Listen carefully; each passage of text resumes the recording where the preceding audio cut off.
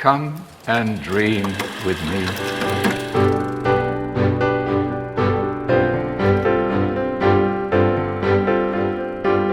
Hello and welcome to What Do You Want to Watch, the Explosion Network's premier media podcast. Every fortnight we get together to talk about movies, TV and online content and help you answer the question, how fortunate is it that film and TV awards aren't corrupt like the Grammys?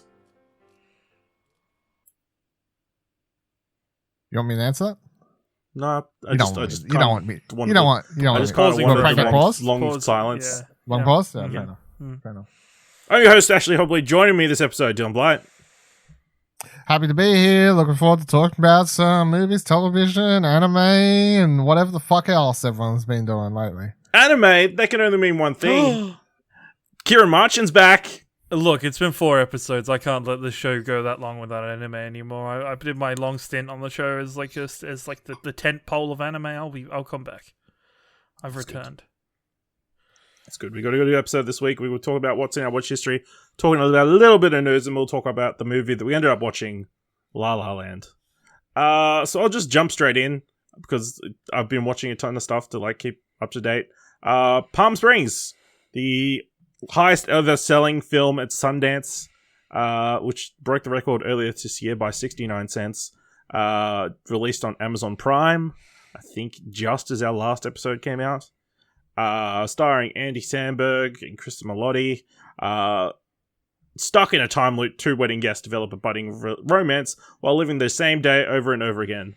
Directed by director Max Barbacow. This is up there for one of my favorite films of the year. I've been following this movie probably since Sundance and since the concepts and ideas and the cast was revealed and that kind of stuff. Of course, it came out on Hulu. I want to say April. It came out early COVID, put this shit on Hulu days. Yes. And was like, where's the movie for us? Where's it for us? And it's here now. And it's great. Andy Samberg is amazing. Kristen Milotti is one of the underrated talents in Hollywood at the moment, I think. Just their slow romance and sort of obviously in the film.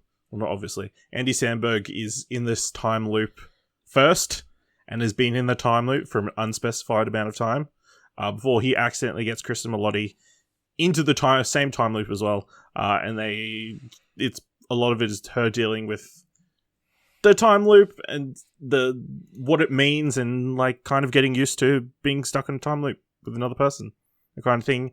J.K. Simmons is in this, brilliant as usual. He plays another person who accidentally get brought into a time loop and did not react well. He doesn't actually. He's not actually staying at the wedding like Andy Samberg and Chris Melodi's characters are. So he only comes occasionally. But when he comes, yeah, I think they teased him in the trailer. Yeah. I mean, yeah, it's a lot of fun. It's a really enjoyable film. Obviously, Andy Samberg has obviously lived this wedding a bunch of different times, so he knows exactly what's going to happen at this wedding. So he's able to time things and knows exactly what to say at certain points to different people and that kind of thing. So yeah, really enjoyable. Definitely if you like those kind of time loop movies like Groundhog Day, or if you're a big fan of Russian Doll, that's the one. Thursday. What a concept. What a concept. Yeah, and I feel like they do a really good job of slowly revealing certain information about people, especially Kristen Milotti's character. There's a reason why she's desperate to get out of the time loop. And I feel like they do a really good job of slow building that up. But yeah, check that out on Amazon Prime. What else have I watched? I went to the cinema. Crazy notion. Checked out Happiest Season. Funny enough, just came out on Hulu in America. Starring Kristen Stewart, Mackenzie Davis, Daniel Levy, Aubrey Plaza, Alison Brie, Mary Steinberg, and Victor Garber. Pretty much, Kristen Stewart and Mackenzie Davis play Abby and Harper. Harper brings Abby home for Christmas because Abby's unfortunately orphaned. Her parents died when she was 19, so she's got no family to go to. So she doesn't really love Christmas anymore because, she's got no family to go home to. So Harper invites her home. One problem, Harper hasn't come out to her parents yet. and they don't know she's in a relationship with Abby. So, hilarity ensues as they try and keep the secret this whole weekend. I think it's a really fun movie. It's definitely got elements you've seen before of like people keeping secrets in their families and that kind of driving a wedge between the couple and that kind of thing. But obviously, I think Kristen Stewart's great in this. She's been great for a while. I feel like obviously Mackenzie Davis comes off as kind of mean because she's trying to keep this part of herself secret, and by proxy keeping Abby at arm's length the entire film. I mean, thus without why watching it, surely it has a happy ending. So, like, yeah, it does have a happy ending. Christmas But I movie. mean, that's kind of why I feel like there's this big push on the internet, or there's been this big push on the internet for wishing Kristen Stewart and Audrey Plaza's characters to have gotten together. But yeah, I don't know if you need to go see it in the cinema, but if you're a fan of Christmas and if you want to see something with, it's just a fun time. I mean, it's a good message. I don't, obviously one of the first big LGBTQ films being marketed during Christmas time. I think, yeah, I do. Obviously, Love Simon is the other one that springs to mind, but I can't think of any other like massive studio not that ones, I can think of. Moonlight was massive. No, I'm joking. I've seen so without having watched it, I've just like read some people's reactions online that I follow and stuff, and I've without having watched it, I've understood, of course, the criticisms about, I guess, the way the setup is, a gay couple trying to keep a secret. But then I've also seen at least a couple people say like they related because they have been that friend at a Christmas dinner. So yeah, I'm sure it is very relatable, and there are other elements that are very relatable, like Harper and her sister played by Alison Brie. They're like super competitive. They want to be the daddy's favorite and that kind of thing. So even if you're not a lesbian, there's things you can appreciate and relate to, I think. I want to watch it just because of the cast. Like, it is a great cast. Surprising, Mary Holland, who is pretty much of that cast, is probably the lesser known of all of them. She's pretty amazing as like the third sister, who unfortunately is the odd child, to say the least. The unloved, the youngest one, which is a bit odd. Yeah. Oh, it's not very Christmas. It's very sad, but she gets a happy ending as well. So spoilers. Really enjoyable. Daniel Levy, obviously coming off Schitt's Creek. His character is quite similar to his character on Schitt's Creek, but obviously, I think it's mostly just because of his delivery and being. I think he's going to get typecast. He's going to get typecast a fair bit, but for a while. He gives a great speech near the end that you're like, yeah, I'm happy if you play this role like 20, 30 times. I don't know how if you'll enjoy that, but so on Disney Plus, they just released Black Beauty. Latest adaptation of the 1877 novel by Anna Sewell. I watched a preview screener thanks to Disney Plus. Disney, it's fine. It's it's just okay. It's kind of there. Honestly, I can barely remember anything that happened in the film. I'm just going back over my review.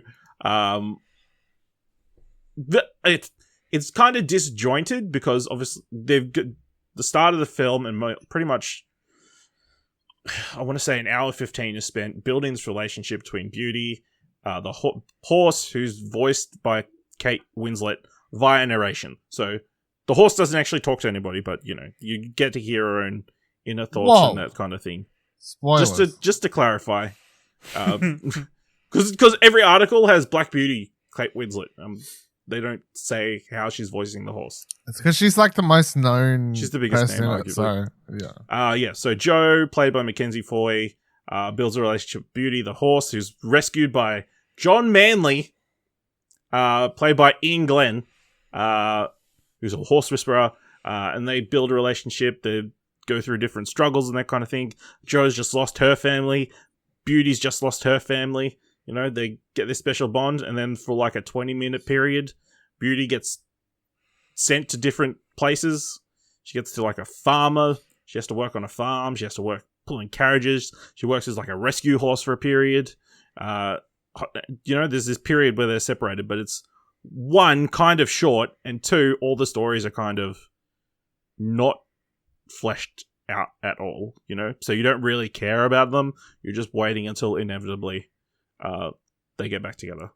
So that's kind of disappointing. I feel like it would have been more interesting if they had fleshed out those stories a bit more. It's definitely feel like, you know, the dog movies that have been coming out recently. About Yeah, I love those though. Yeah, but it's a horse. Straight to DVD. Yeah. I still need to go watch Cats vs Dogs 3, Cats and Dogs 3. That looked great. There was a Cats and Dogs 3. The fuck? Yeah, fuck yeah. It just came out. It's ridiculous. Oh my god. Okay. Sure. But yeah, I mean, it's fine. I'm sure if you've got little kids who like horses, then this will be something to entertain them for an hour and a half. But I don't think it's going to be anything that I remember fondly. All right. Also on Disney Plus, I checked out the new documentary series, Marvel 616. So this is a documentary series based on Marvel. So they do it follows like a bunch of different. It's pretty much the thing I related it most to was ESPN's 30 for 30. Like they like pick a different aspect of the Marvel franchises and things that Marvel does, and like does a full 60-minute documentary on that. So the first one is episode about Japanese Spider-Man. So you go into the full history of like Japanese Spider-Man and how that was produced and documented. They do a one directed by Jillian Jacobs about women in the comics industry and the creation of Ms. Marvel and the prominence of Captain Marvel before that and how she came be this big character.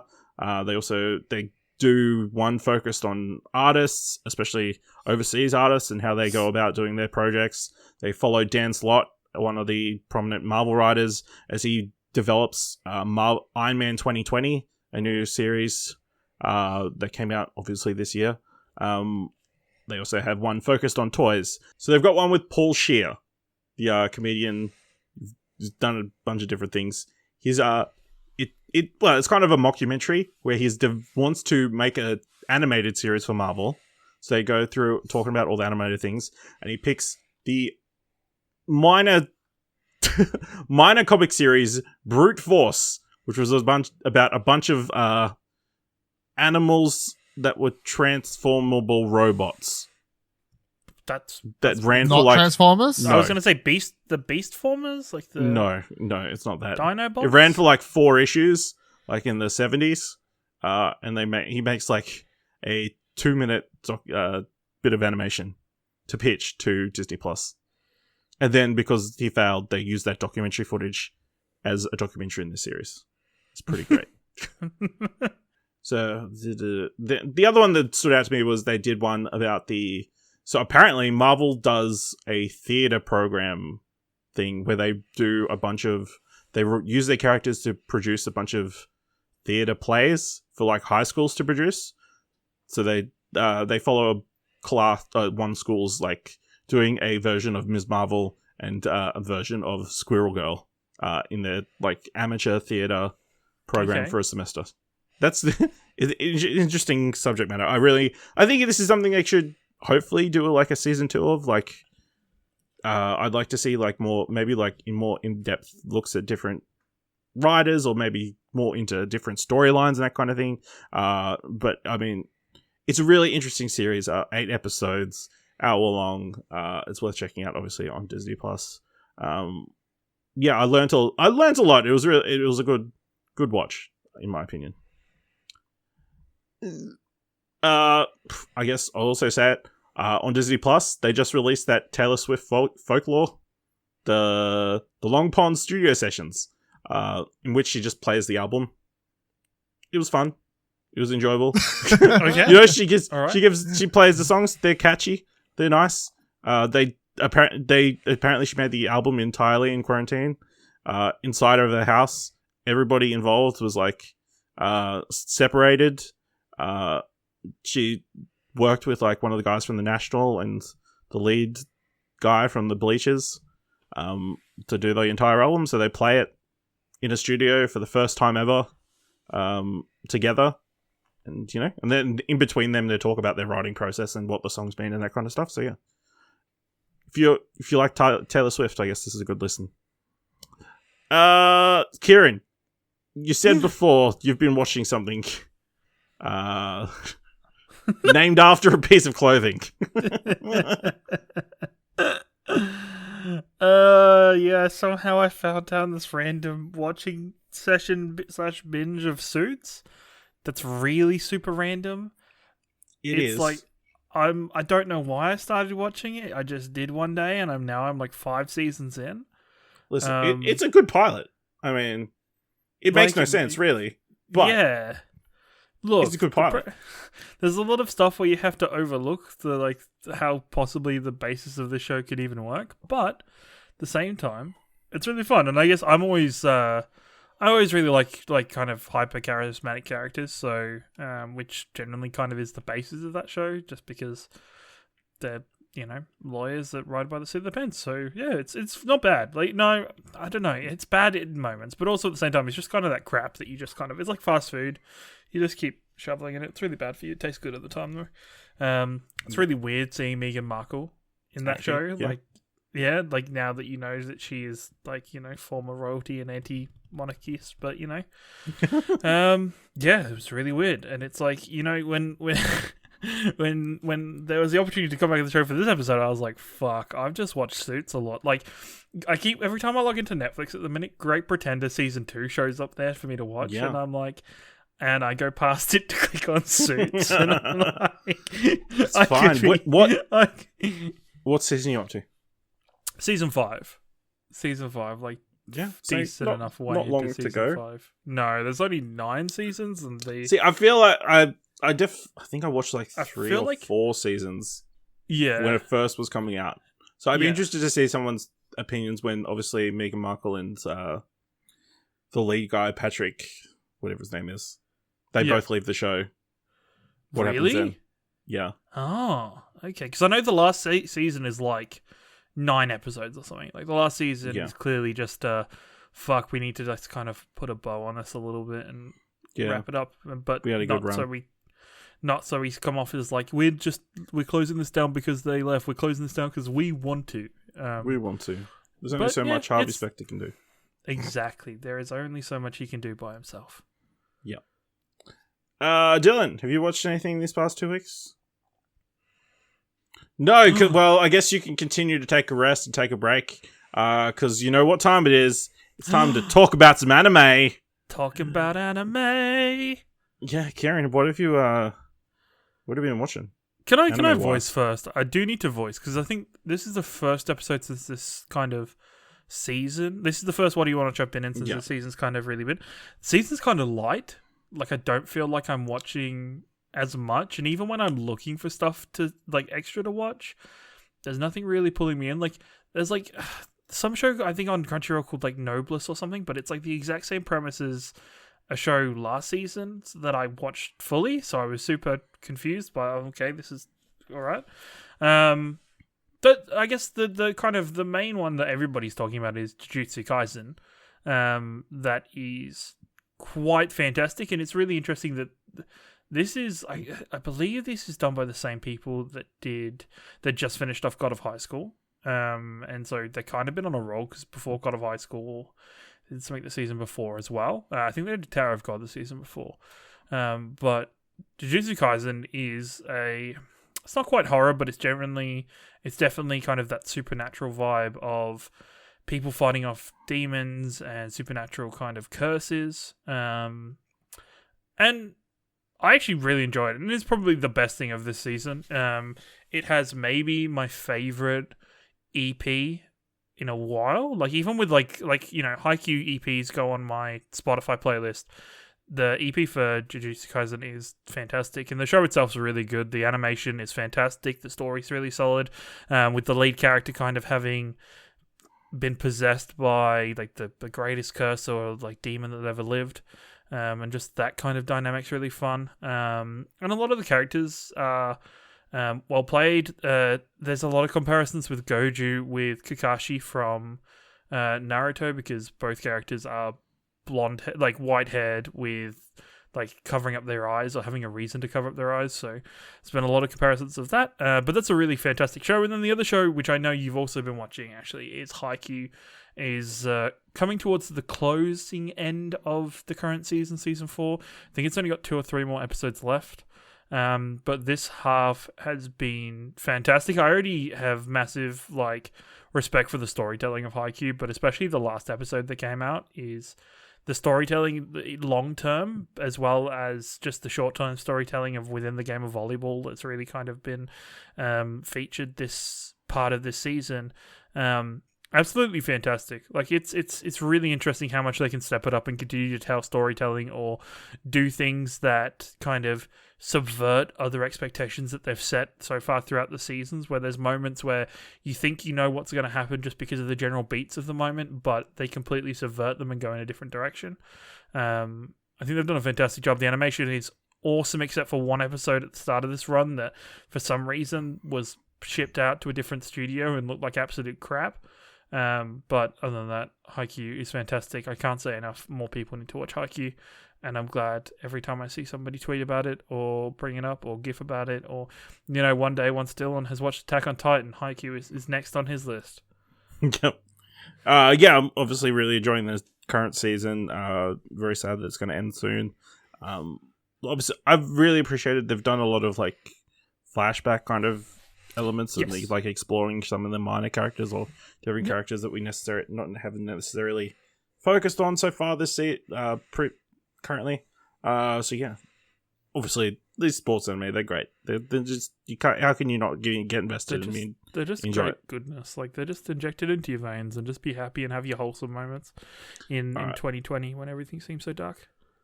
So there's another anime that I've been waiting to talk about when we bring the segment back. So okay. I watched the final season of Food Wars. Oh, okay. That shit bonkers. Okay, that shit's bonkers, but also kind of disappointing at the same time. Yeah, I feel that isn't because of the show. Apparently, the manga got really rushed. The manga got really rushed when it was coming out because I think the writer was just kind of done with it, and so the sense of, because I think the end of Food Wars, sadly, it just feels so rushed when you're watching it. Just shit happens and you're like, fuck, okay, we're here already. Yeah, especially that last episode. Yes. Just all the side characters, apparently they were doing some random stuff on the side the entire season. Yes, it wasn't really explained, but it wasn't explained. It doesn't seem important the entire time. During this Food Wars, you've got characters with using a freaking chainsaw to cook their food. Mm-hmm. And then characters juggled their food. Blew stuff up, used the powers of explosions to make their food better. Injected their food with finger injection stuff. Yeah, finger injection stuff, crazy, bonkers stuff. And then it kind of, I obviously the final battle between the two, Erica and Soba, that was enjoyable. You only get to see half of it. You only get to see half of it. You don't get to see the end, and you're like, you don't get to see the end. Flash forward. But apparently she won. Forward. Spoilers. And it's like, she won. She won. And then, I just kind of left unsatisfied. Yeah, it was one of those animes where it was sad to see it go, but at the same time, it didn't get done properly leaving. It was just... Yeah. It was like you got a really nice piece of steak and you're really excited for that nice piece of steak, and then you get to the last third of it, but for some reason the last third of it is not cooked properly and is just poorly prepared and just disappoints you. You look back at it though, and it's You remember that first half of the steak? It was a good steak. Yeah, the first half of the steak was fucking amazing. I still recommend, especially if people have kind of waited for it. It's only 5 seasons. Last season is fairly short. I think the last season was only 9 episodes or something. It wasn't that long. But look, it was fantastic. We have 6 days until Attack on Titan Season 4 comes out on December 7th. So, and look, Dylan's shaking his head. He's like, man, I got 6 days to binge the first 3 seasons, and he's going to be on it. Yeah, he's definitely got Explosion. nothing else important to do. Sorry, So. Explosion Network, if there's no content coming out in those 6 days. Dylan's just excitedly watching Attack on Titan, just binging it, ready to go. But it's probably the most... you really don't need to binge for the first episode. You just need to make sure you have it all watched by the time the final episode comes out. That's true. So you got a bit more time, but You've got a little bit gonna of happen. time. probably maybe the most anticipated anime of the last decade. Yeah, like Domino's is even doing a crossover deal. Are they really? Are they? I did not. Yeah, have see you seen this? this? No. Yeah, Is they're it like- one of those Amelie Lab? Hey, you get a Yeah. month subscription.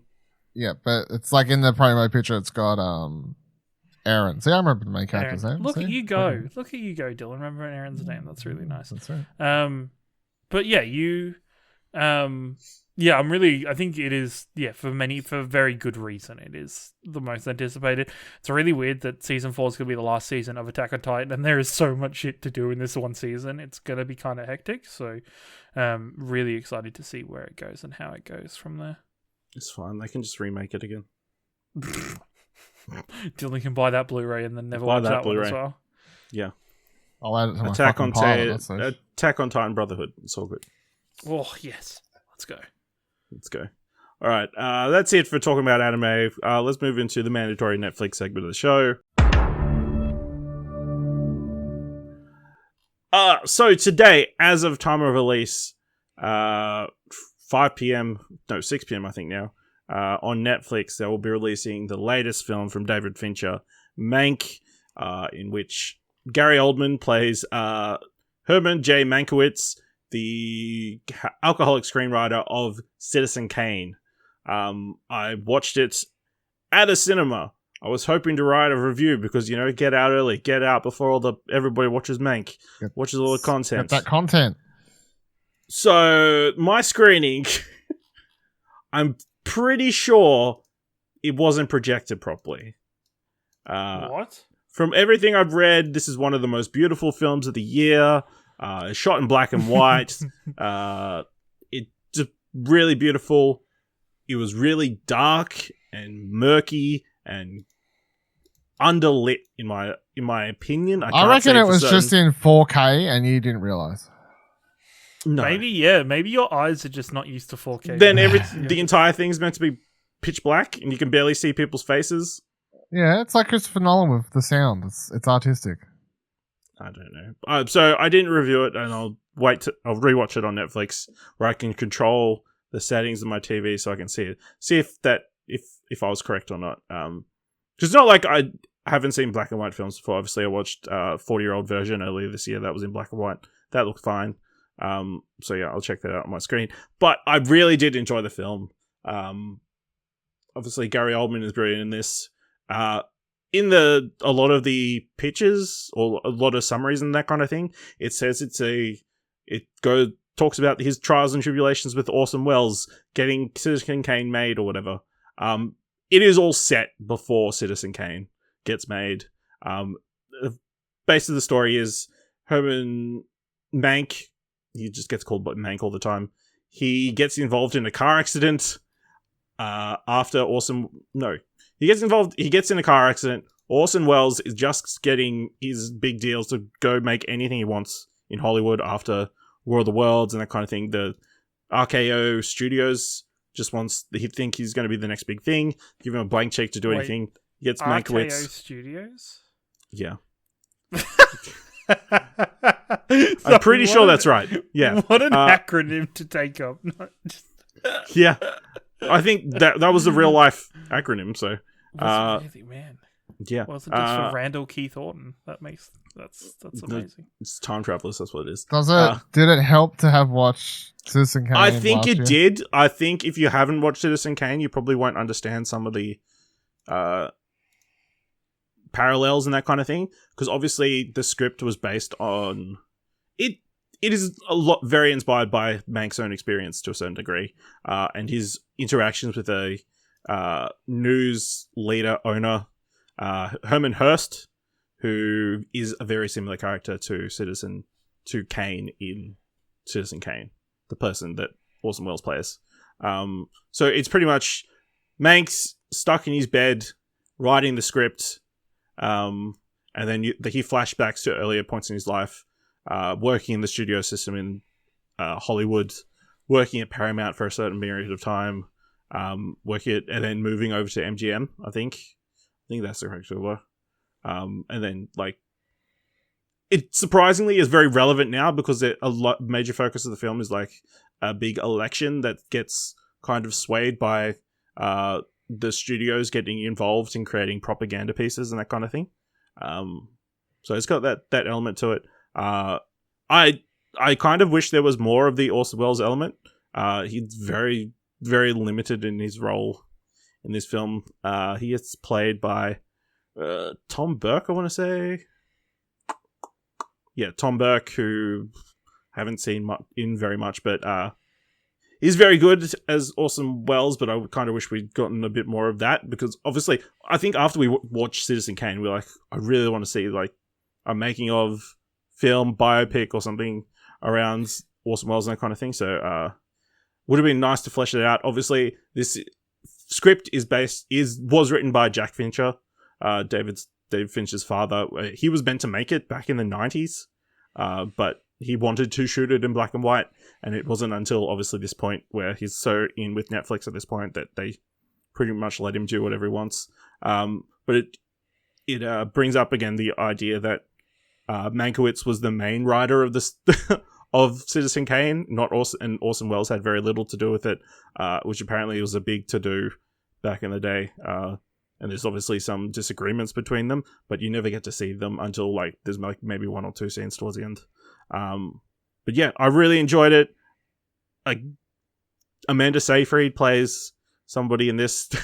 One of the I think their relationship's weird. I think it's his mistress, the Herman Hurst, the big media tycoon played by Charles Dance. She's really good as like, she's like really close with Mank and they have interesting conversations, that kind of thing. But yeah, definitely worth checking out on Netflix. Hopefully it looks good. Better than what I experienced. So, alright. Ciaran, you watched Aunty Donna, or whatever it's called. Aunty Donna's House? Big House of Fun Adventure or some shit. I can't quite remember the full name. It's very long though. But yes, Aunty Donna. Aunty Donna's big old house of fun. That's it. If people don't know, Aunty Donna is a Melbourne-based comedy act, and they are fantastic. They do quite edgy humor, and they've been mainly on. They've done quite a big kind of YouTube channel for some time, doing a long range of skits, with also having, of course, their own kind of specials and stage appearances. This was kind of out of left field, and I didn't know. It was interesting going into it because I didn't know how much kind of creative control the Aunty Donna lads would have, with their humor being a bit more edgy and a little bit more kind of pushing the envelope a little bit, and being very Australian in many ways. Not I didn't know how it would settle with like the American audience or American people kind of producing it and assisting with it, but it's really fun. If you're a fan of Aunty Donna's work, it's fantastic. Like it's just a lot of fun. Netflix just kind of gave them a really decently sizable budget, and they just said, "Okay, go with it. Like, do what you need to do, have fun, bring in what you need to do," and really gave them the keys to the castle, so to speak, to make their own. So it's 6 episodes. Episodes are only about 20 minutes long. You can kind of do it in like a couple of hours. And it's a lot of fun. It's really enjoyable. Some people might sit there if they have never experienced Aunty Donna or don't really find the humor very funny and just be kind of bored by it or just be very confused what's going on. But, you know, just like to set the basis of it, like the first episode is about the fact that they realize that their dishwasher is got its own kind of sentience and starts talking to them. So they kick the dishwasher out and start looking for a new housemate because the dishwasher wasn't paying any rent. Like as you do, of course. And look, there is a surprisingly big cast of characters. Like Ed Helms is featured quite heavily in one of the episodes. He's actually an executive producer on the show. And overall, they did. Sorry, I pronounced his name wrong. Egg Helms, as according to their credits. And he is absolutely fantastic, and the guys do a fantastic job. So definitely, if you've got some time, you want to check out some Australian comedy, I would definitely check out Aunty Donna on Netflix. And I was surprised by how much pushed it was getting on Netflix in Australia. Like, it was like, for at least the first week of it being out, it was kind of had its own splash screen and everything on the front screen of Netflix. So it should be, because it would be ridiculous if Netflix Australia's social accounts weren't promoting an Australian show. That would be ridiculous. Yeah, no, it would be correct. Yeah. Also, quickly, the boys did a fantastic job of advertising themselves. I did see a video of them calling into an official AFL podcast radio show to advertise their own show at the same time of asking a question on the show. It was quite amusing. All right. So keeping in the Christmas spirit, I watched Christmas Chronicles 2, the sequel to the 2018 With Jeff 2018 film, starring Kurt Russell as Santa Claus. So let me just say, I was disgusted to find out as I was started watching the film.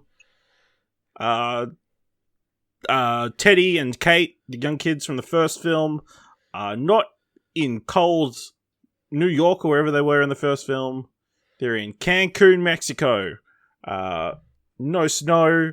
They're with their mum, who's just who's just started dating a new guy, and the new guy's taking them all to Cancun to celebrate Christmas with his son. The new guy is played by Tyrese Gibson.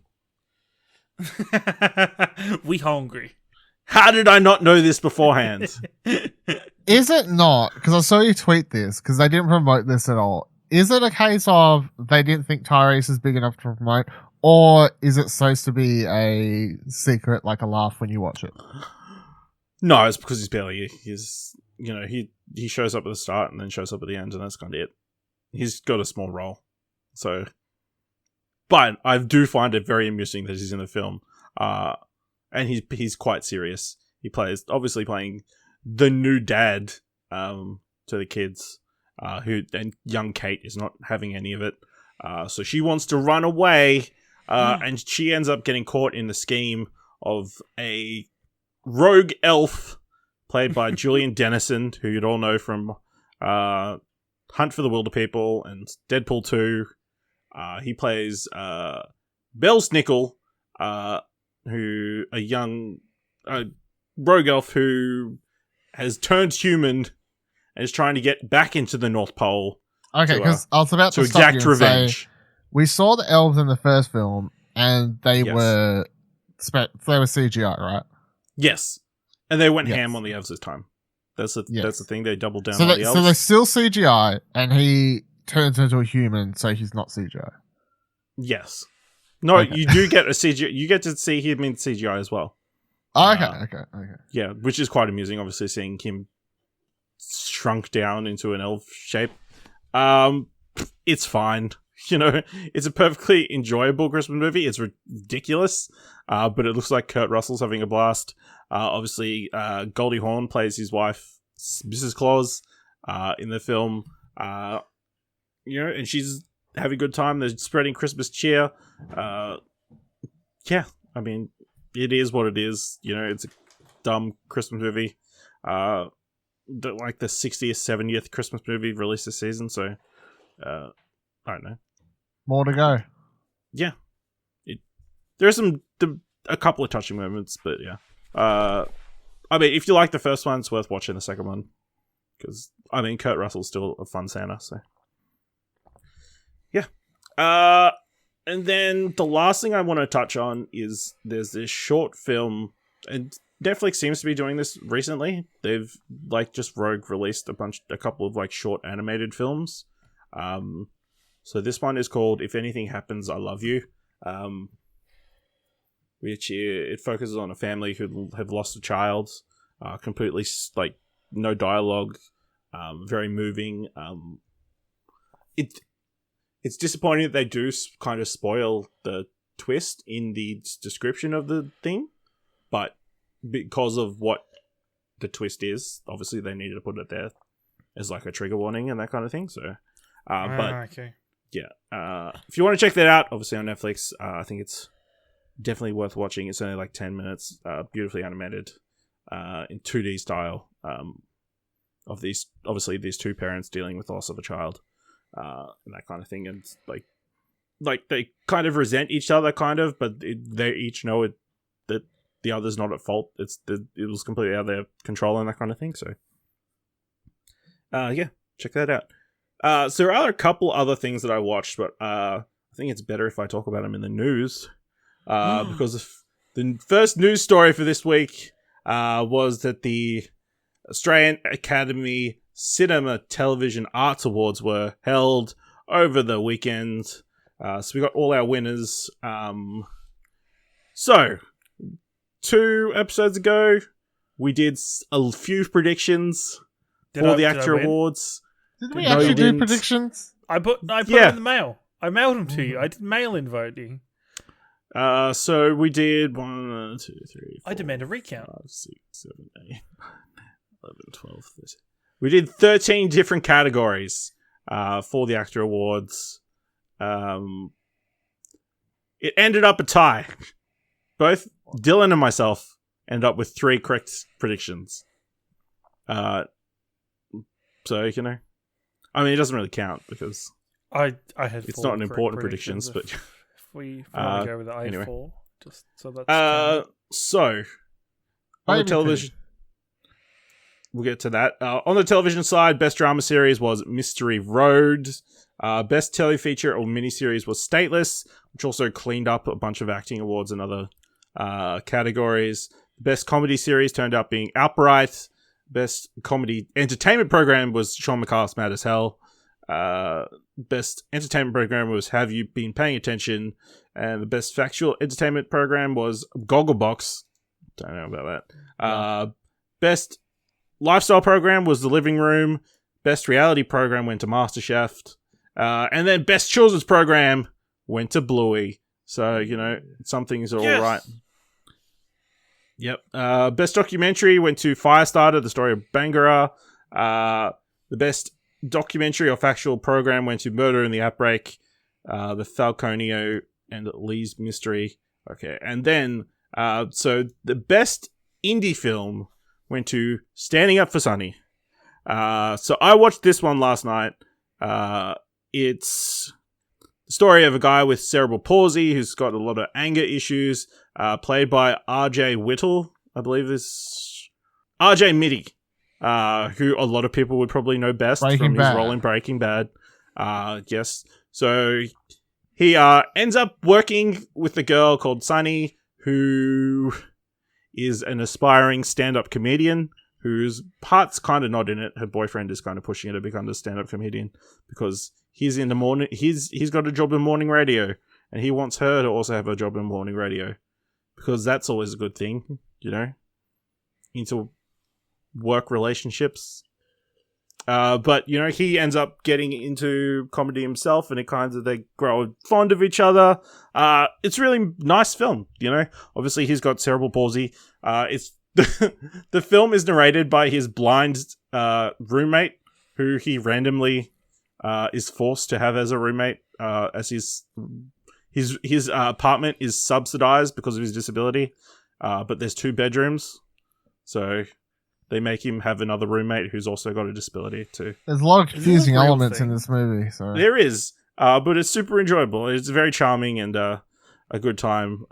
So definitely check out Standing Up for Sunny. It's available on Stan at the moment, if you've got Stan.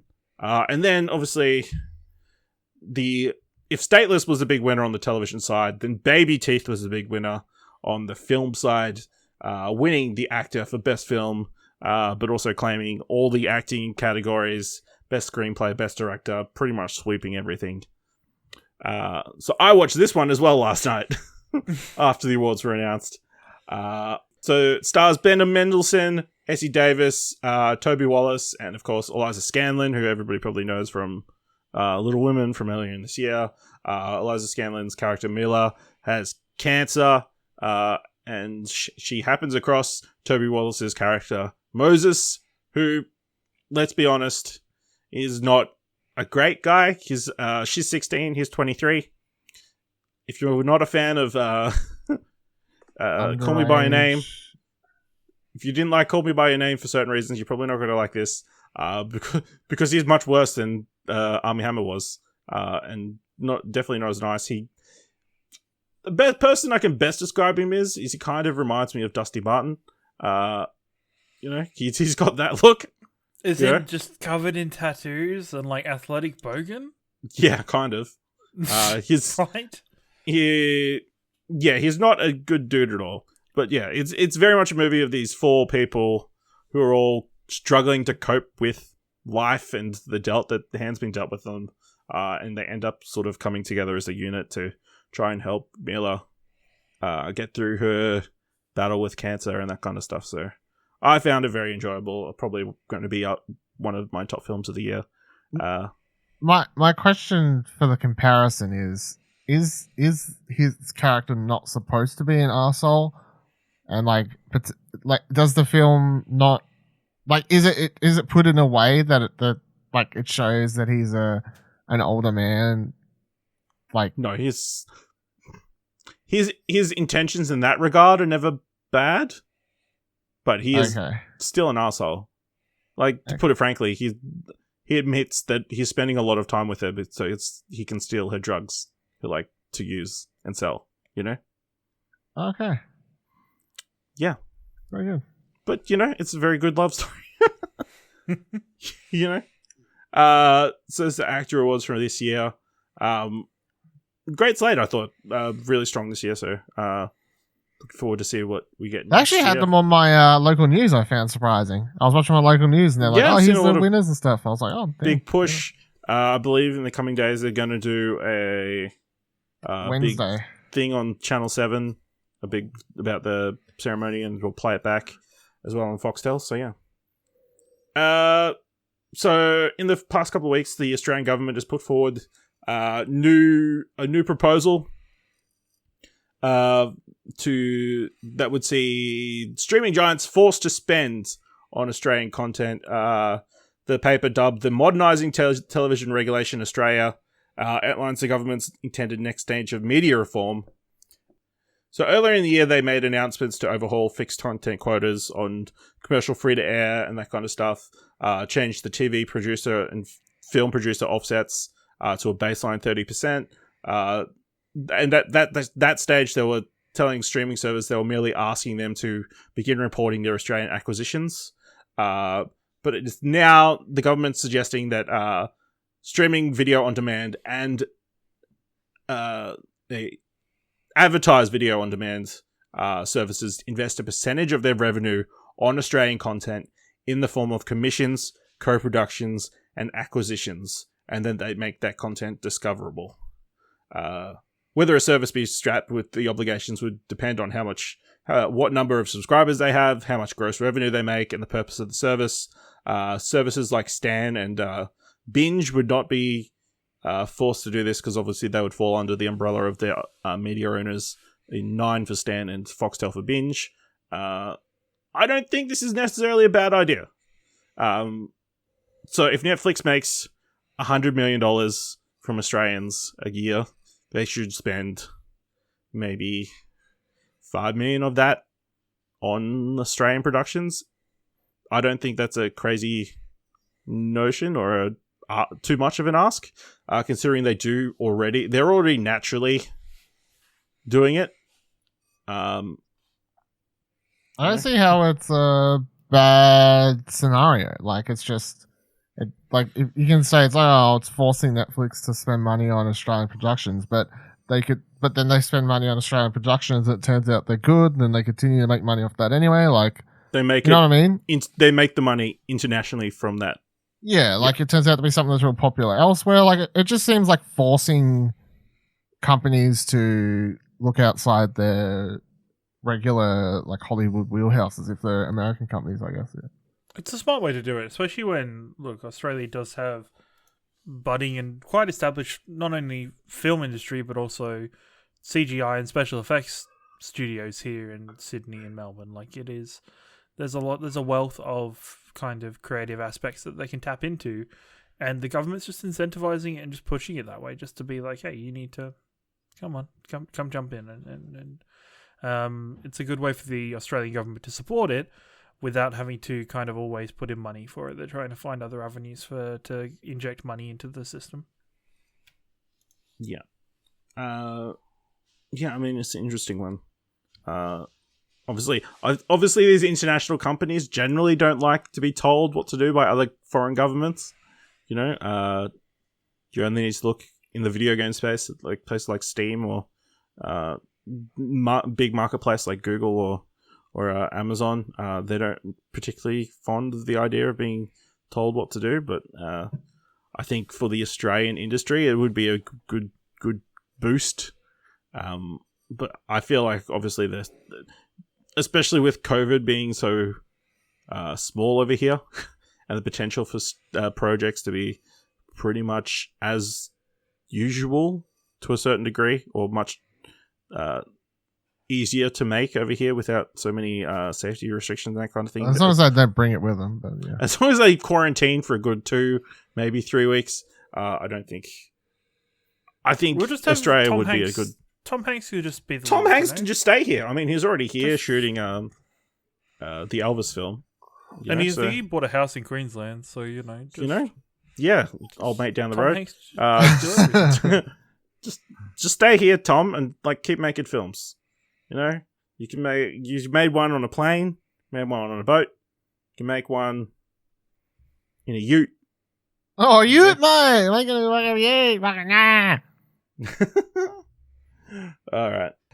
So interesting story. Obviously, last episode we talked briefly about Wonder Woman potentially coming to HBO Max. That turned out to be true. Before the episode posted, I think, right? I think before the episode posted, I think almost the 12 hours after we recorded, I think I was too lazy to go record a bit to fill in the blanks. the honesty. Yeah. How do you feel about that news in retrospect now that it's out there? I think it is confirmed that it is coming to Australian cinemas December 26th.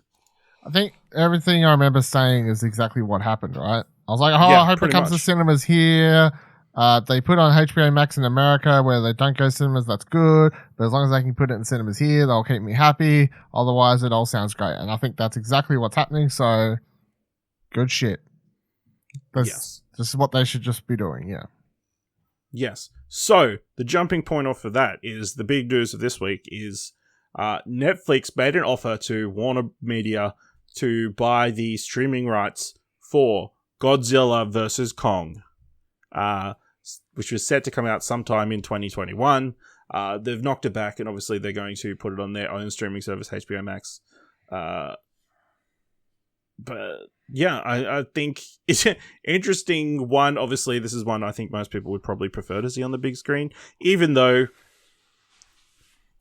Kong, Kingdom of the whatever, Crystal Skulls, no, Skull, Kong Skull Island. The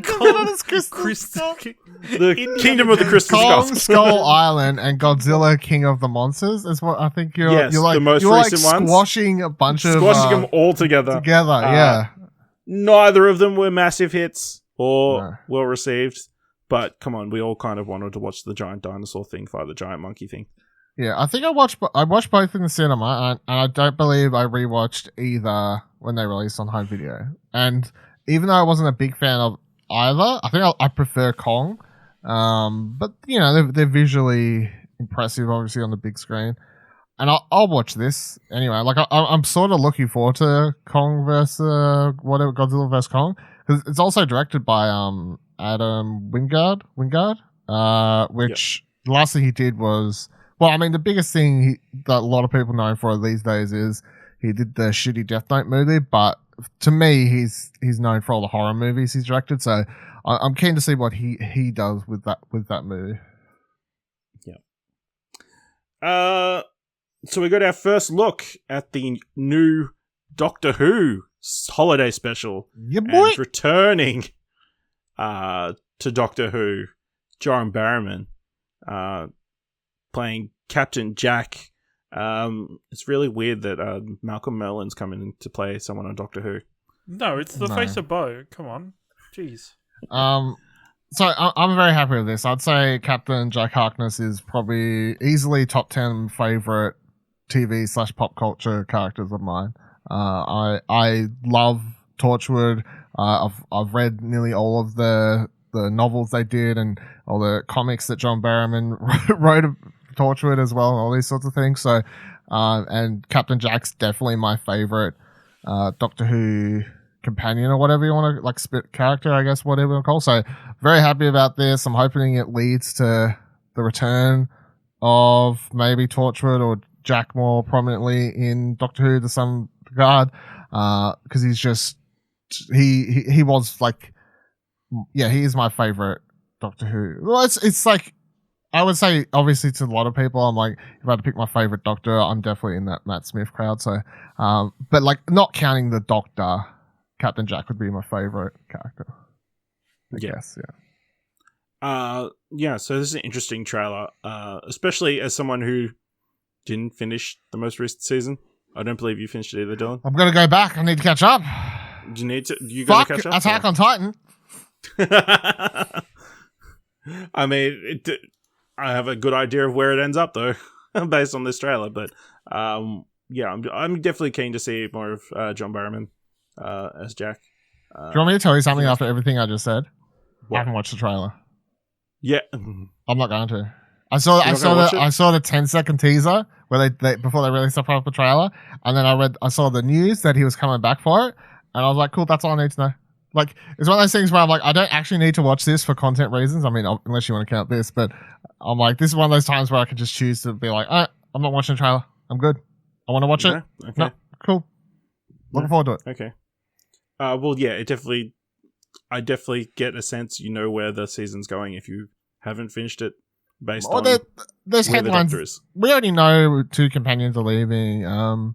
What's his name? The old. Okay, well, it's been all in the news. They've already announced that I think it's the older guy and like his son in the show, whatever the relationship is. Grandson. Whatever. Yeah, grandson. I think it's those 2 that are announced to be leaving after this special. So, I mean, let's just assume they die. I don't know. I haven't watched the trailer. Maybe they're gonna die. Maybe Captain Jack kills him and then turns into a face of Bo. That's such like a deep reference, by the way, a face of Bo reference. But there you go. We put it here for you nerds. Yeah. Face of Bo's like that was. I remember when that was revealed. That blew my socks off. That really. I remember running around the house being like, "Holy fuck!" All right. So every week there's so much casting and brand new projects being announced that we just don't have enough time for them. Yeah, and half of them don't come out. Well, nothing comes out. I haven't gone back to check if they do come out, but you know, film projects, it's a treacherous industry. You know, things get announced and projects fall through. I think viruses happen. All kinds of things can happen. I think it's your right as a podcaster not to report on them, so you don't get people's hopes up, and you aren't just like. But then he wouldn't be able to do a segment Ben, called. I wouldn't be able to do this awesome segment called "Would You Want to Invest?" All right, so I'm going to describe a few different new projects that are in the works. You tell me if you want to invest, fully invest, or not invest, based on any criteria you deem appropriate. I feel like this is one we've kind of talked about before, but the Obamas are currently working to bring a sketch comedy series to Netflix based on the book The Fifth Risk. Is set to be called The G Word, and it will document the transition between the Obama administration and the Trump administration, and the hilarity ensues. Is it really hilarity? You know what I mean? No, I don't think. Are we not at the hilarity point yet? I don't know if I'm amused anymore. No, even try to look back at it comically is not the way. Let's just forget about it and move on. Like, let's just pretend it didn't happen and just rebuild. Let's do that. No, I'm not. That's a no from me, especially with the Obamas involved. Okay. Nothing against Obamas. I just mean like it's just too close to home. Or like it would almost be heavily biased as well. Then, yeah. Like it'd be almost. I think a movie about this whole time period sounds awesome if they do it in a couple of years from now when like Trump's hopefully in prison and they can do it like seriously and not as a comedy or something. So, okay. So Sean Levy is directing the Adam Project, starring Ryan Reynolds, Mark Ruffalo, Catherine Keener, and Zoe Saldana. It's a sci-fi adventure feature coming to Netflix, in which Ryan Reynolds plays a man who travels back in time to get help from his 13-year-old self. Together, they have to find their late father, who is now the same age as Reynolds, and set things right in order to save the future. Ruffalo plays Ryan Reynolds' dad. No, I don't like the sound of that at all. It sounds very confusing. Too confusing. Ciaran? Nah, I'm good. I'm going to take all my money home this week. Yeah. Can I bank it? Can I put it in like a nice like high Extra investment, points like for next time? kind of like where it grosses a lot of money over time, like that kind of thing? No. Oh. Alright. Can I invest it in property? No. Oh. That's not how this game works. Hugh Grant apparently has a new project that he's working on. He's been attached to a new mockumentary from the creator of Black Mirror, Charlie Brooker. The mockumentary will be about 2020. In a quote, he said, "I'm doing a thing tomorrow, actually. Charlie Brooker has written a mockumentary about 2020. It's for Netflix, and I'm a historian who's being interviewed about the year.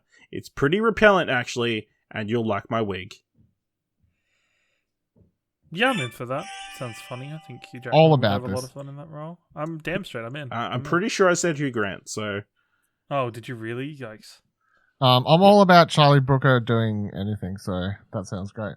If anyone's going to do like a 2020 like parody, like dark comedy, whatever you want to call it, it's not really even a comedy, I guess. Like just a dark look at 2020, even though it obviously is already dark. Charlie Brooker is the guy to do it, as far as I'm concerned.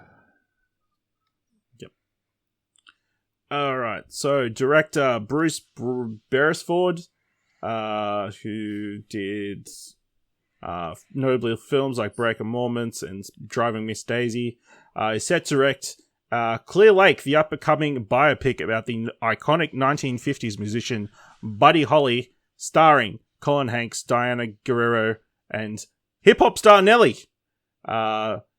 According to Variety, Clear Lake tells the story of how Holly and other famous musicians of the late 1950s gave birth to rock and roll while changing the trajectory of civil rights in America. The 20-year-old Holly tragically died in a plane crash outside Clear Lake, Iowa on February 3rd, 1959, along with Richie Valens, JP the Big Bopper Richardson, and pilot Roger Peterson. I give that one what's the middle option called again? Just invest. I'm just investing in that one because it's getting hot in here. So take off all your clothes. I am getting so hot. I will take. No, this sounds pretty good. That's interesting. I've heard about that that crash and everything before. So interesting event. I'd be keen to watch something about it. Yeah. Yep. Ciaran? Sure, I'll go for an investment as well. It doesn't seem like a bad spot to invest in. Something nice and bit of meat to kind of bite into, you know. Weird. So Netflix is set to release a new animated comedy adventure called Back to the Outback. Set to release in 2021. The voice cast includes Eric Bana, Isla Fisher, Guy Pearce, Jackie Weaver, Tim Minchin, Keith Urban, Miranda Tapsell, Angus Emira, Celeste Barber, Wayne Wright, Diesel Cash LaTorrucker, and Lachlan Ross Power. Based on a script by Harry Cripps, it's set in a reptile house where humans gawk at Australia's deadliest creatures who plot a daring escape from the zoo to the outback. Leading the group is Maddie, a poisonous snake with a heart of gold, who bands together with a self-assured, thorny, deviled lizard, a love-lorn, hairy spider called Frank, and a sensitive scorpion called Nigel. When their nemesis, Pretty Boy, a cute but obnoxious koala, unexpectedly joins their escape, Maddie and the gang have no choice but to take him with them, all while being pursued by Eric Banner's zookeeper. Full invest for me. I'm all in on this one. I'm in 100%. Sounds Let's awesome. go. To the moon. To the bush, even. Even better. All right, and the last one, Peter Dinklage is set to star in a reboot of the 1984 film The Toxic Avenger. In the original, the toxic superhero was originally known as Melvin, but becomes disfigured when he is pushed into a vat of toxic waste, and soon assumes the moniker of Toxie.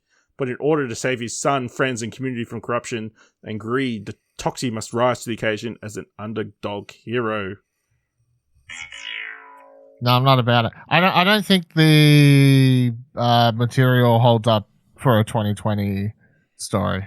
Because like a lot of it was centered on, he's disfigured now, and he's like the top, you know what I mean? Like it goes for a lot of what do you call it? Like body shaming stuff, and it doesn't help when you already. They could cast. update it. It's like, you need to love him for how he is. Yeah, I don't have much faith. Give it no. So I'm saying no for that one. Yeah, I completely agree. I think it's very much will not age that well as a script. All right. That's it for this iteration of Would You Want to Invest? Let's move into what we end up watching. Dylan, what do we end up watching? La La Land. It's pretty strange that we keep running into each other. Maybe it means something. I doubt it. Yeah, I don't think so. You could just write your own rules, write something that's as interesting as you are. What are you gonna do? I have my own club. Is that gonna happen every time? I think so.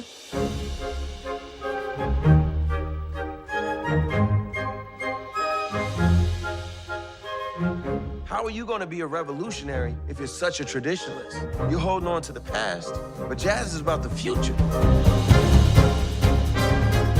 Maybe I'm not good enough. Yes, you are. Maybe I'm not. It's like a pipe dream. This is the dream. It's conflict, and it's compromise, and it's very, very exciting.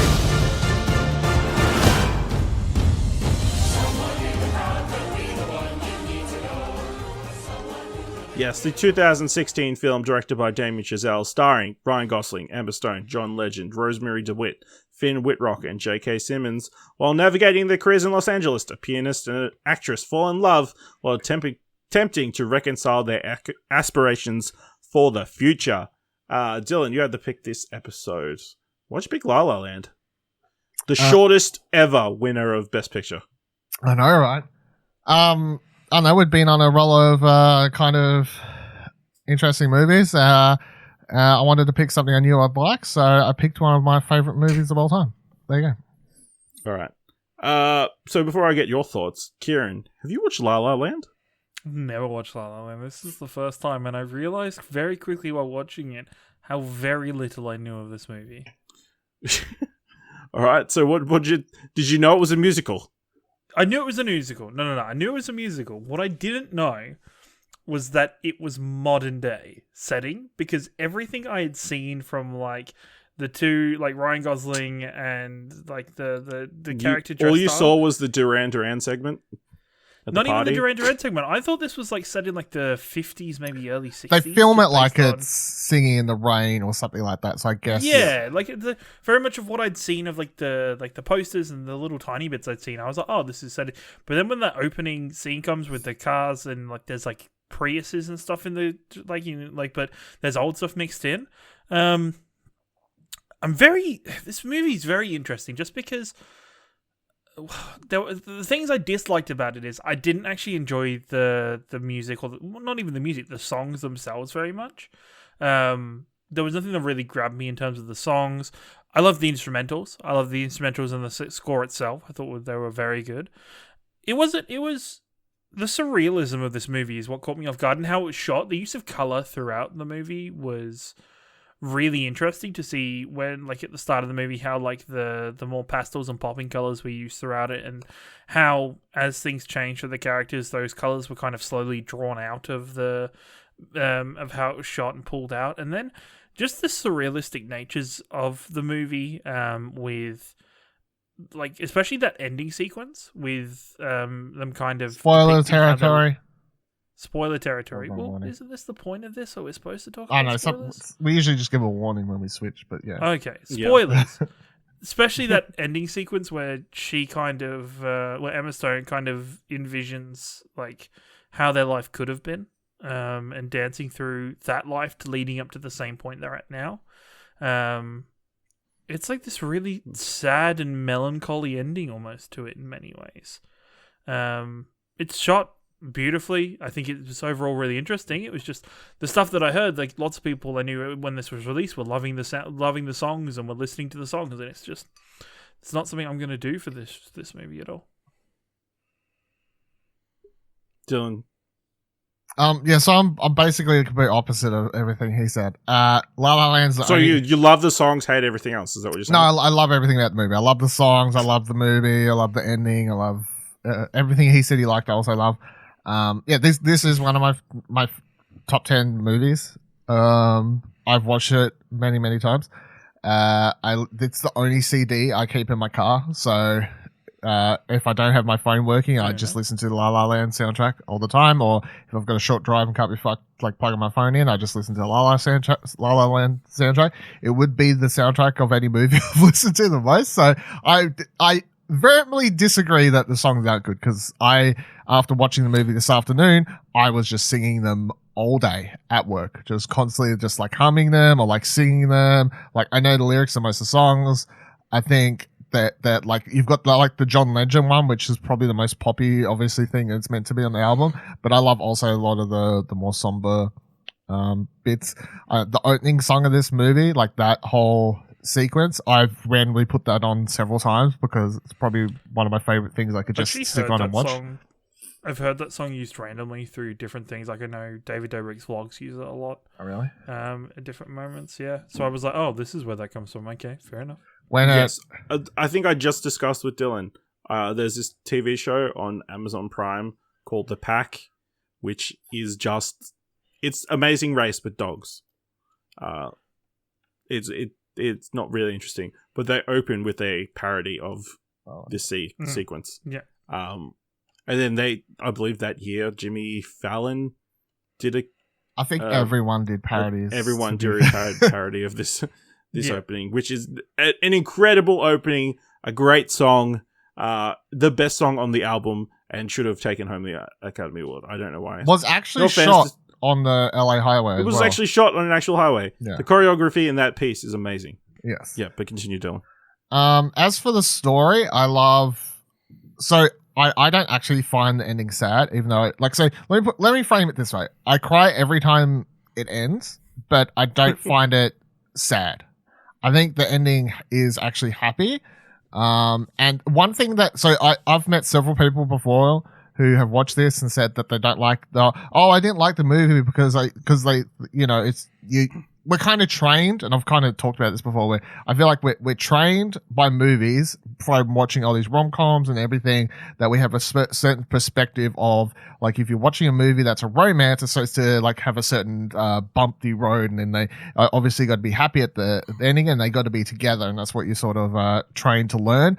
Humans, via movies and novels or whatever throughout history, we're kind of trained from a young age to understand that what is a proper love story, a proper narrative. I think the love story in La La Land is a beautiful one. I think it has a happy ending. Both characters literally smile at each other, and that's the way the movie ends. Both characters are happy at the end of the movie, but that's why I find it quite interesting when people have such a weird reaction that they're like, well, it's sad they're not together. I'm like, but they're happy. Like, they're literally both happy. And I also, they are happy. Both got their dreams. Yeah, they both got their dreams. I mean, and that's the other thing that the movie is literally about, the whole thing of like, what happens when you like give up your dreams to follow your dreams or whatever. Because like Ryan Gosling's character literally gives up his dream to chase something because he thinks that's what he has to do for her. And that ends up being his downfall, of course. And then at the end, he's the one that pushes her to actually follow her dream. And then because he pushes her, they're not actually together. But ultimately, it doesn't matter. Like, at the end, they're both happy. They both get to see each other happy. And they both, like, they have that whole line early in the movie where they're like, I'll always love you. So in that last scene, I always watch it and go, these are two people who love one another. And they're able to look at one another in that moment, years and years apart, and still feel that love for each other without having seen each other for years. And I think that's probably why it's one of the most like beautiful. I love the ending. Like I get teary every time, not from sadness, but because I find it quite uplifting, like a different perspective on a romance, like a more realistic one, really more adult. I guess. I think the best thing about the ending is obviously it works both ways. You know, you can read it. They're both happy that they achieved their dreams, and sure they couldn't be together, but you know there's love isn't the end of love isn't everything. Or you could read the other way where they both accomplished their dreams, but they both kind of regret not being able to be together. The thing is, Lou, there's the for me, I think I could take it both ways at the same time. I think they're happy and they both understand they're happy, but in that moment they are kind of having that moment thinking about what could have been. And that smile is that smile for me is just a very much acknowledgement of the connection those two characters have with each other, and that, you know, this is probably going to be the end of their kind of friendship, relationship. Like, it's gonna. Well, I mean, they haven't seen each other for at least 4 or 5 years at that point. So. Yeah. It's like they literally obviously fell apart long before that scene, and they stopped talking at some point when she took up her movie career. I think the other thing is when they present the dream sequence of their romance, it's presented in a very stylized, like as if it is a Hollywood movie taking place. So obviously it's very dreamlike and whatever. And to me, I always take that as, yes, this could have happened, but we'll never actually know for sure. So it's no different than like if you fall in love with someone and you start having like daydreams, like, oh, I want to spend the rest of my life with this person. You start imagining like all these perfect scenarios. That's literally what that scene is. But you're never going to know for sure if that's actually what would have happened. And ultimately, they're happy where they are now, and she can think about this, and that was a nice moment or whatever. But that's not what actually happened, and that's not what always happens in life. I don't know. It's. I also find this movie's whole take on like following your dreams and like what you may give up, or like how relationships could crumble under certain conditions. Like, especially because if you ever like read about any like people in bands or whatever, and like sort of things that they go through, anyone that like tours constantly, like that sort of thing, like they have that whole dinner table. He's like, well, this is what I'll do. Like he's trying to organize his life to get her to be able to travel more, because he's like, well, this is my life now. Like I have to travel all the time. She's like, well, what the fuck? You know, like what the fuck, and all this sort of stuff. And I really love the film as well. I feel like I love the first half, not necessarily the second half as much. Obviously, that initial courtship and everything is so much fun and enjoyable. They're initially being at odds. I think, obviously, Another Day of Sun, great opener. For a period of time, that was a song that I woke up to every day.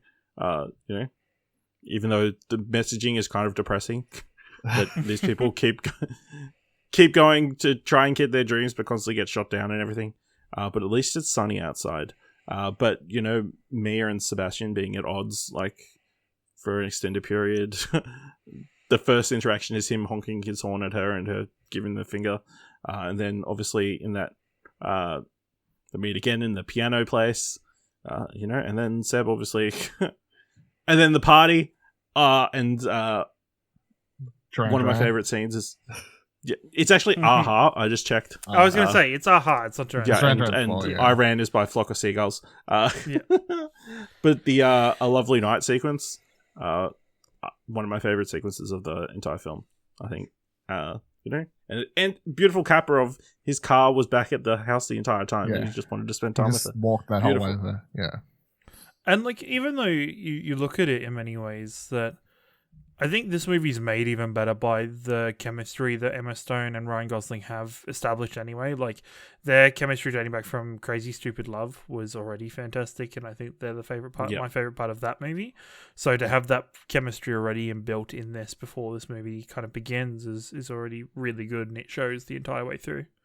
I also think it helps that they both did everything. Like, it adds an authenticity to the fact that it's not someone else singing the songs, and it's like awkward ad-libbing or anything like that. Like, They do it all. They get the choreography down well.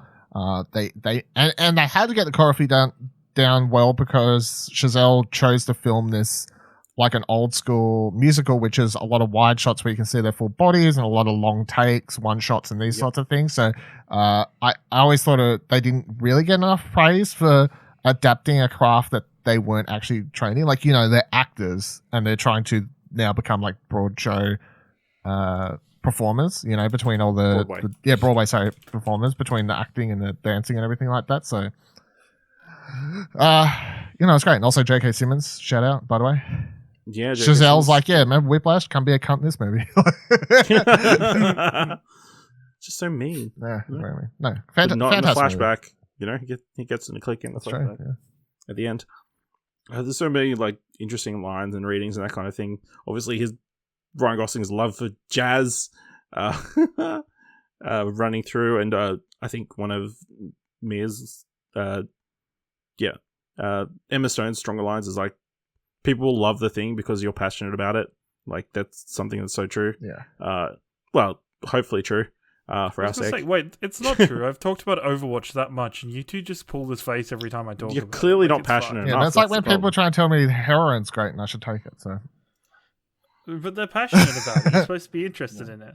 I would actually say that this movie opened my eyes more to enjoying jazz, weirdly, because like after this, I randomly there was like a playlist and like YouTube people were doing like jazz music like you should listen to after La La Land. I never used to listen to jazz at all, and then like even more so when it came into that, what's the name of that show, the French one that came out last year or earlier, whenever it was, earlier this remember Chazelle directed like a couple episodes? I can't remember the name of it. Anyway, like I reckon if I come into that show prior to In a World Without La La Land, I may not have enjoyed it as much, whereas I feel like I was able to enjoy the music and the overall characters of that show and like how they talk about jazz and how they interact with one another, because they were once again real world musicians in that show. I just got a kind of better, you got a name? The Eddie. The Eddie, that's it, yeah, which I quite enjoyed. 8.5 out of 10. Yeah. Good. It was a good show. So yeah, I definitely feel like it's funny how it has that whole sequence, because I remember the first time watching it where he's like, oh, like she's talking about elevator music, which is how I would have talked about it, and I feel like most people would talk about jazz. Like that's all I knew of. Like, oh, it's the elevator music, and I can actually say that I don't think I'd heard, if you want to like put it, proper jazz until watching this movie, because all I knew was elevator music, which is just the put you to fucking sleep boredom stuff. Yeah, but as he talks about in this movie, he's like, oh, so much more. I like that line. It's just so great. Like where he's like, oh, he's like this. It's just, it's so exciting. It's visceral. Like you can tell like he loves it. He's like really into it. Yeah. Then it's a samba tapas. Yeah, and she gets into it, and then she has that whole you get the whole cool dance scene where he's playing, and the camera like pans around backwards and forwards between her like interacting and doing like tap dance to the music as he's playing. Yep. All right. I said what my favorite song was. Ciaran, what was your favorite song then? The opening song, probably. Yeah. No. Yeah. No. I'd go with the opening song. It's the one I remember the most, I guess, out of all of them. Okay. Dylan, what's your I favorite think song? maybe if I watched it more or listened to it more, I'd get, because that's the thing. When the first time you watch a musical, I think it's very hard to take in everything. The actual music, Yeah, the actual music itself, and kind of while you're trying to take in everything visually at the same time. So maybe it'd grow on me if I gave it some more chances or listened to the soundtrack alone. But yeah, it was still like the instrumental and the score itself. I do underplay it. Like it is very good and very solid, and I do really love jazz in general. So, it's nice. Dylan, what's the best song? That's a hard question. City of Stars or A Lovely Night. I'll just tie for both. There you go. I can't. Okay. I like all of them. It's hard. You're making it hard. It's like trying to make you choose between your children. Yeah, exactly. Yeah, children. Yeah. Yep.